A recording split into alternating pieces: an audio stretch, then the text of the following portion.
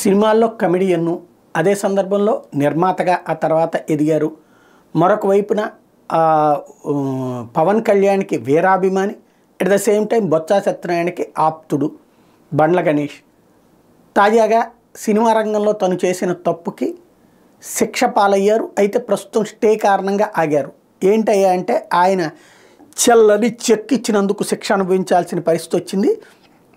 బండ్ల గణేష్కి ఏడాది జైలు శిక్ష పడింది. బాకీ చెల్లించే నిమిత్తం ఇచ్చిన చెక్కు చెల్లని కేసులో ఒంగోలు 2వ అదనపు municipal magistrate P Bhanusai jail శిక్ష, జరిమానా విధించారు. జట్టి వెంకటేశ్వర్లు అనే వ్యక్తికి బండ్ల గణేష్ 95 లక్షలు చెల్లించాల్సి ఉంటాయి. అందుకు సంబంధించిన నగదుని చెక్ రూపంలో ఇచ్చారు. వెంకటేశ్వర్లు ఆ చెక్కు నగదుగా మార్చుకునే నిమిత్తం బ్యాంకుకి తీసుకెళ్తే ఖాతాలో నగదు లేకపోవడంతో అది కాస్త బౌన్స్ అయింది. దీనిపైన ఆయన న్యాయస్థానాన్ని ఆశ్రయించారు. కేసును విచారించిన మ్యాజిస్ట్రేట్ నిందితుడిపై నేరం రుజువు కావడంతో ఏడాది జైలు శిక్ష, 95,10,000 రూపాయల జరిమానా వేశారు.